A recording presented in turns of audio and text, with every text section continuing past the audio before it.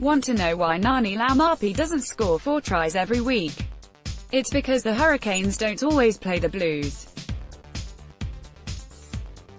There was nothing accidental about the second 5/8 quadruple at Westpac Stadium on Saturday night. It was more a case of Laumape being ideally suited to exploit the weaknesses in the Blues' set-piece defense.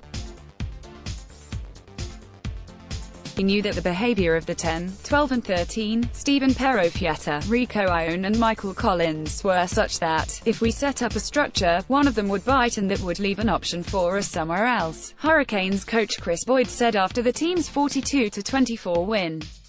So that was well done by backs coach Jason Holland, and those guys knew if they could run some particular shapes, that they'd get the result. And it proved to be so. A rock-steady scrum, bodies in motion, and then Laumape running off a short ball didn't just produce tries for him.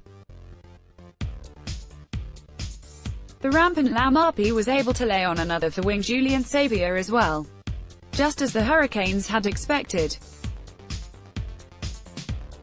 Perofeta is still learning his craft, with and without the ball, at first 5/8. While there's debate about whether Ione and Collins might be better left at wing and fullback, Michael Collins played all his schoolboy football and all his youth football as a 13, so you could argue that he's in his natural position.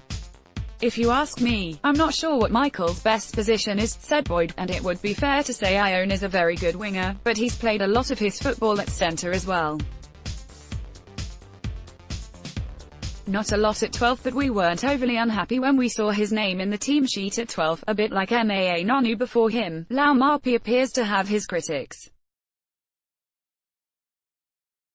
People admire the power of the running, but want a passing and kicking game to go with it. It's not enough that Laumape, as Nonu did, regularly provides the kinds of carries that change games. Amid competition from Sonny Bill Williams, Ryan Crotty, Anton Lienert-Brown and Jack Goodhue, there's even talk Laumape might battle to hold his place in the All Blacks squad this year.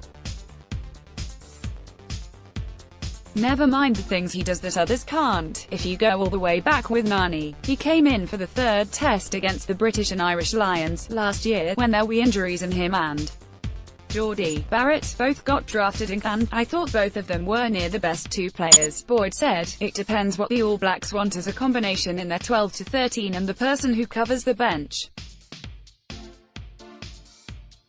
There's a whole bunch of good players, but the skill set that Ngani brings suits us nicely, because he gets us across the advantage line. When Baz Bowden Barrett is struggling behind the advantage line, you can give it to him and he'll generally get you going forward. He was really disappointed with his game last week against the Brumbies, and I thought his turnaround was pretty good. Stuff promoted, stories recommended by